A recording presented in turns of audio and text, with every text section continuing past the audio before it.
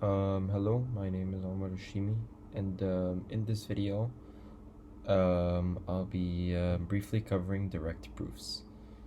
So, first things first, let's ask ourselves, what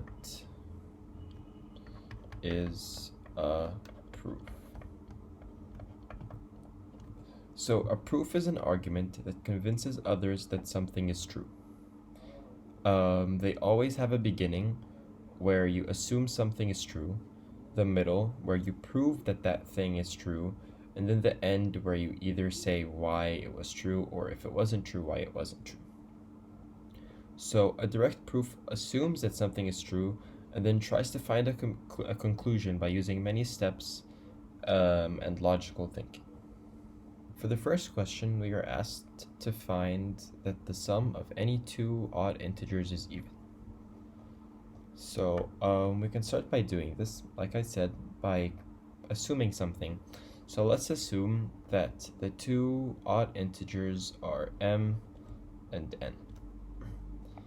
And the definition of an odd integer is basically an even integer plus 1. So we can assign them the values of 2a plus 1 and 2b plus 1. Now, if we put them in an equation, it will be 2a plus 1 plus 2b plus 1 is equal to m plus n. Now we can distribute these and combine them. So it will be 2a plus 2b plus 2 is equal to m plus n. Now, after that, we can take 2 as a common factor. Then that'll leave us with 2a plus b plus 1 is equal to m plus n. Now, if you look closely here, this is the same as an even number because an even number is anything times 2.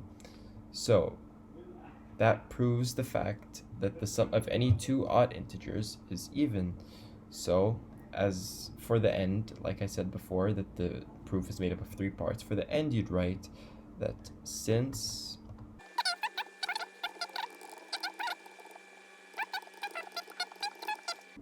integers is even.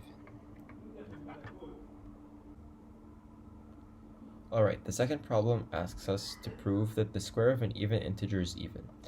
So again, we can do this by assuming that n squared is equal to 2a squared. So next we just take the 2a and put it outside, so it would be 2a times 2a, then n squared would equal 4a squared, and then we take the root of everything, that would be n equals 2a. And then there's our proof. The square of an even integer is even. And again, we'd write that since a is equal to, since n is equal to 2a, which is the definition of an even integer, then all other values for n would work. The final question asks us, for integers x and y, if x plus y is even, then x minus y is even. So, from the first example, we know that any two odd numbers when added are even. So again, we can just prove that by saying x is equal to 2a plus 1, y is equal to 2a plus 1, 2b plus 1. So 2a plus 1 plus 2b plus 1 is equal to x plus y.